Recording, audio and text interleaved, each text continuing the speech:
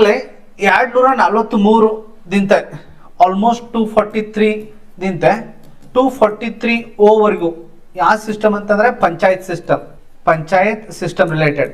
Panchayat system ಅಂದ್ರೆ panchayat related ನೆನ್ಪಿಟ್ಕೊಂಡ್ಬಿಡ್ರಿ. 243 ಇಂತ 243 ಓವರೆಗೂ. Part 9 ಬರುತ್ತೆ. 73ನೇ ಅಮೆಂಡ್ಮೆಂಟ್ ಬರುತ್ತೆ. 73rd ಅಮೆಂಡ್ಮೆಂಟ್ ನೀವು ಓದಿರ್ತೀರಿ ಅನ್ಕೋತೇನೆ. ಫಸ್ಟ್ ಪಂಚಾಯತ್ ಸಿಸ್ಟಮ್ ತಂದಿರೋದು ಯಾರು? ಏನ್ಷಿಯಂಟ್ ಹಿಸ್ಟ್ರಿ ಒಳಗಡೆ, ಪ್ರಾಚೀನ ಭಾರತ ಒಳಗಡೆ ಚೋಳರು ತಂದ್ರು. ಅದನ್ನು ಫಾರ್ಮಲೈಸ್ ಮಾಡಿದ ಯಾರು ಅಂತಂದ್ರೆ ಲಾರ್ಡ್ ರಿಪ್ಪನ್. ಅದಾದ್ಮೇಲೆ ನಾವು ಇಲ್ಲಿ ಇಂಪಾರ್ಟೆನ್ಸ್ ಕೊಟ್ಟಿದ್ದು ಎದಕ್ಕಂತಂದ್ರೆ ಸ್ವಾತಂತ್ರ್ಯ ಬಂದ ನಂತರ 73 ಮತ್ತು 74ನೇ ಅಮೆಂಡ್ಮೆಂಟ್. ಇದು ಎದ್ರ ಬೇಸ್ ಮೇಲೆ ಇದೆ ಅಂತಂದ್ರೆ ಗಾಂಧಿಯನ್ ವ್ಯಾಲ್ಯೂಸ್ ಬೇಸ್ ಮೇಲೆ ಇದೆ. ಗಾಂಧಿಯನ್ ವ್ಯಾಲ್ಯೂಸ್ ಅಥವಾ ಗಾಂಧಿಯನ್ ಪ್ರಿನ್ಸಿಪಲ್. ಹೌದ್ರಿ.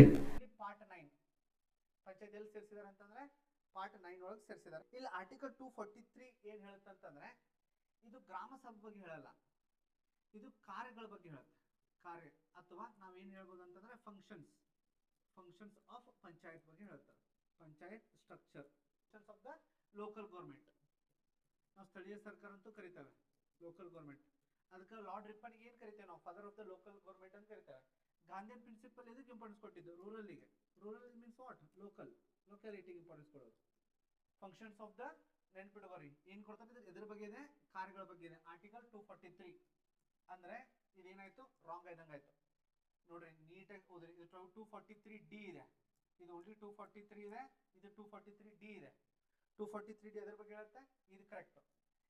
ಅಂದ್ರೆ ಇದ್ರ ಬಗ್ಗೆ ಹೇಳುತ್ತೆ. ಇದು ರಿಸರ್ವೇಶನ್ ಬಗ್ಗೆ. Panchayat reservation ನೆನ್ಪಿಟ್ಕೊಂಡ್ಬಿಟ್ರೆ 243D. 243G ಅಂದ್ರೆ ನೆನ್ಪಿಟ್ಕೊಂಡ್ಬಿಟ್ರೆ ಪವರ್ಸ್. ಒಂದೇ ಕೀವರ್ಡ್ ಒಳಗಡೆ ಪವರ್ಸ್. ನೋಡಿ ನೀವು 243D 243G ಅಂದ್ರೆ ಇದು ಕರೆಕ್ಟ್ ಇದೆ. ಮತ್ತೆ ಬಿ ಮತ್ತೆ ಸಿ ಕರೆಕ್ಟ್ ಆದಂಗೆ ಆಗಿದೆ. ಬಿ ಮತ್ತೆ ಸಿ. ನೆಕ್ಸ್ಟ್ 243J ಏನ್ ಹೇಳುತ್ತೆ? Very important. 243J ಏನ್ ಹೇಳುತ್ತೆ ಅಂತಂದ್ರೆ ಸ್ಟೇಟ್ ಗೌರ್ಮೆಂಟ್ ಏನ್ ಮಾಡ್ಬೇಕಂತಂದ್ರೆ they have to maintain panchayat accounting and auditing. ಇದ್ರ ಬಗ್ಗೆ ಹೇಳುತ್ತೆ, ಅಕೌಂಟಿಂಗ್ ಮತ್ತು ಆಡಿಟಿಂಗ್ ಹೇಳುತ್ತೆ. ಲೆಕ್ಕಪತ್ರ ಎದ್ರ ರಿಲೇಟೆಡ್ ಅಂತಂದ್ರೆ ಇದು ಲೆಕ್ಕಪತ್ರ ರಿಲೇಟೆಡ್. ಪಂಚಾಯತ್ಗಳು ಯಾವುದು? 243J.